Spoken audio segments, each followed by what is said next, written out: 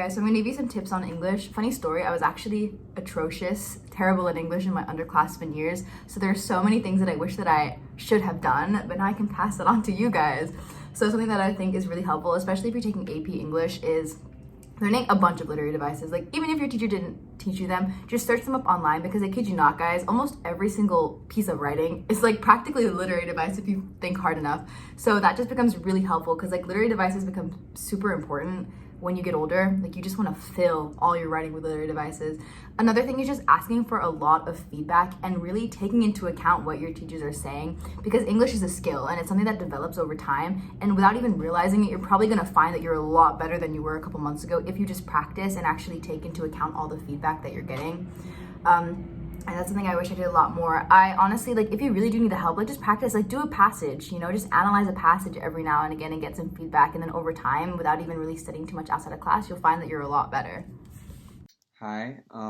So how I study for an English assessment is very dependent on the type of assessment that we have. If we're analyzing an unseen text, I usually like to practice analyzing and creating a draft a few nights before.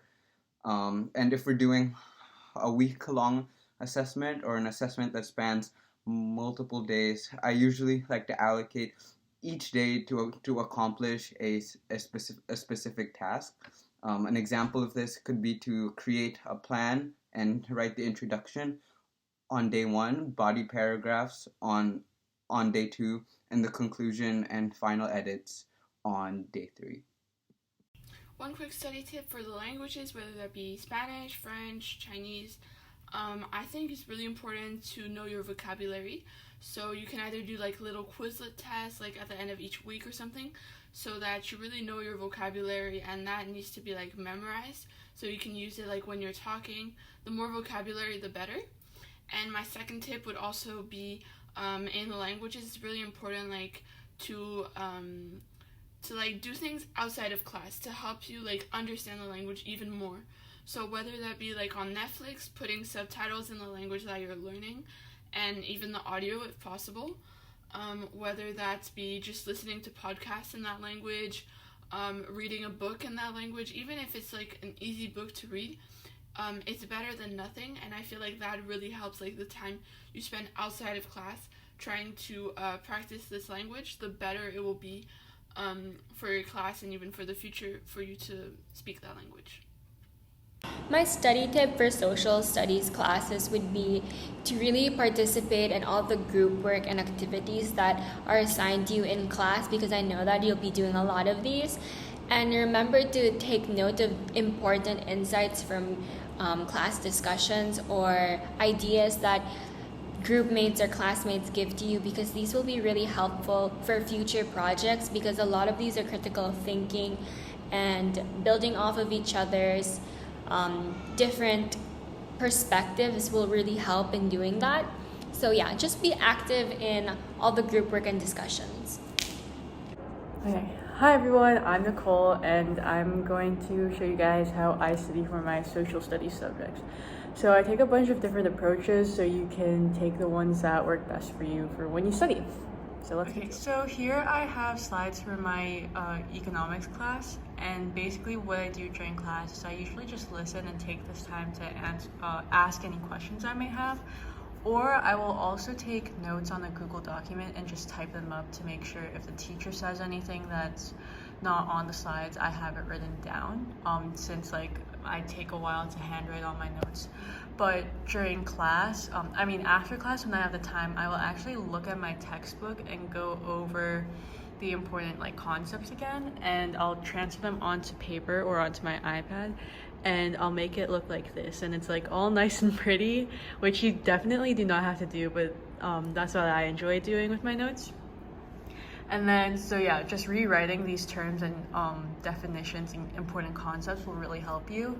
And then something I also do is I will go online and find past papers. So past IB papers works for me. If you're an AP student, there are past exams on the AP website. If you don't have any of those, usually your teacher will include practice problems in their slides, so you could probably do those.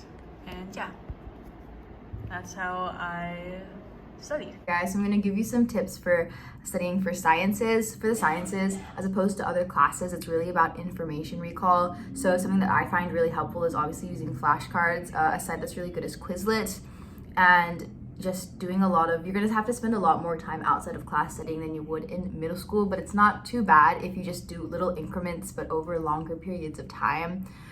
You'll find that even as a senior, I only study like 30 minutes a day, but then over the course of a long time, it still renders me good scores.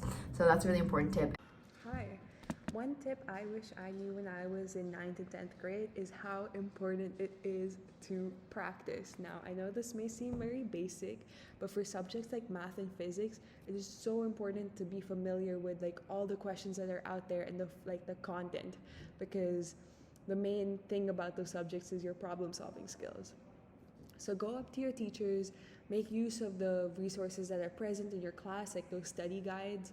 Okay, so when I want to study for a math test, I will usually go to, actually not this. I will usually go to the study guide or the practice test that they give us right before, and I will go through all of the questions that they have and do it in my notebook / my iPad. And like a trick that I use, which I learned in 6th grade, is like normally your math won't take up the whole page. So I just divide my page into 2 or 3 depending on like how big the math is, and then do all my problems there. So here's the practice I did for one of my assessments or one of my classes. And then, so once you're done with that, I usually just check it and go over anything I did wrong. And then for some questions, they'll have workings on how they got their answers, or the teachers got their answers, which I use to help me with the problems that I really don't get. And I'll also go through the slide and do all the practice questions there. So yeah, good luck. One tip that I would give to art students would be to make sure that you make the most out of the time your teacher gives you in class to work on certain projects. So for example, if you're creating a painting or a sculpture, it's going to take hours and hours for you to complete this. So make sure that you use your time wisely in class for planning and making sure that you make your sketches properly, so that after class you can dedicate all your time towards working on it. And for example, if you have a whole free weekend, then I would allot that time to work on the project so that you can work on it for a straight number of hours, so that you don't have to keep stopping like in class and then start again the next day. So yeah, I would use class time for planning and then your free time after school to work on the actual project.